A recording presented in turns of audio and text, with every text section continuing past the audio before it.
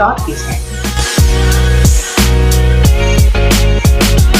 இன்னைக்கு நம்ம பார்க்க போகிறது என்னென்னா, ஸ்டார் கிச்சனில் ஒரு அருமையான பழைய சாதத்தை வச்சு நம்ம எப்படி ஒரு ஸ்நாக்ஸ் பண்ணுறதுன்னு பார்க்குறோம். தேவையான பொருட்கள் என்னெல்லான்னு பார்த்தீங்கன்னா, கடலை மாவு, கருவேப்பிலை, வத்தல் தூள், காயத்தூள், நல்ல மிளகு, கொஞ்சமாக மல்லி இலை, தேவையான உப்பு, அப்புறம் 2 பெரிய வெங்காயம்.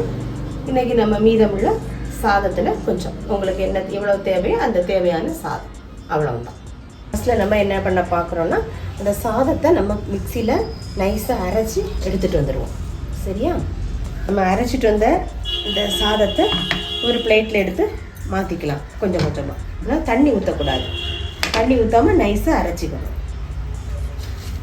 இனி இது கூடவே தேவையான அந்த பொருட்கள் எல்லாம் நம்ம சேர்த்துக்கலாம். பெரிய வெங்காயம் தேவையான அளவு போட்டுக்கலாம்.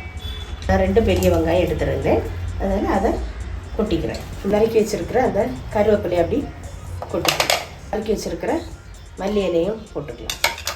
நல்ல மிளகு நமக்கு தேவையான, ரொம்ப எரிப்பாக இருக்கும், அதனால் பிள்ளைங்களுக்கு அடிபடும்போது லைட்டாக ஒரு இதுக்காக கொஞ்சம் தேவையான ஒரு நல்ல மிளகு. பெருங்காயத்தூள் அது கொஞ்சம் ஒரு சின்ன ஒரு ஸ்பூனில் கொஞ்சமாக போட்டுக்கோங்க. பெருங்காயத்தூள், கடலை மாவு, தேவையான கடலை மாவு, எரிப்பு காரத்துக்கு தேவையான, பிள்ளைங்கள்லாம் குழந்தைங்க சாப்பிடும்போது எரிப்பாக இருக்கிறதுனால கொஞ்சம் லைட்டாக தேவைக்கு போட்டுக்கோங்க. அப்புறம் சால்ட், அதுக்கு அந்த ஸ்நாக்ஸுக்கு தேவையான அளவு கொஞ்சம் சால்ட் போட்டுக்கோங்க. அவ்வளோதான். இனி இது எல்லாத்தையும் நம்ம நல்லா மிக்ஸ் பண்ணி எடுத்துக்கலாம்.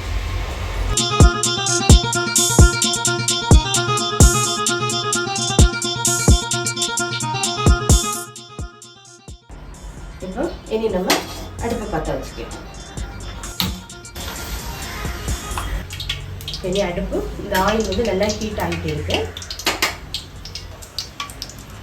ஆயில் ஹீட் ஆகிட்டு தான் இருக்குது. நம்ம இனி இதிலிருந்து சின்ன சின்ன பவுல்களாக உங்களுக்கு என்ன சைஸில் வேணுமோ எப்படி வேணாலும் நீங்கள் போட்டு எடுத்துக்கலாம்.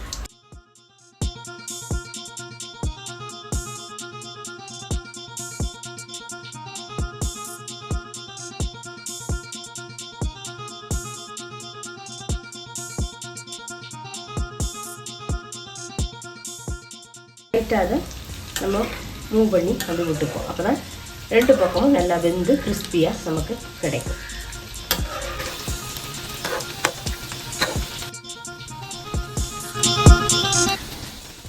இப்போ பார்த்தீங்கன்னா நல்லா கிறிஸ்பியாக நமக்கு அது நல்ல முறுமுறுன்னு அழகாக வெந்து அழகாக வந்துடுச்சு.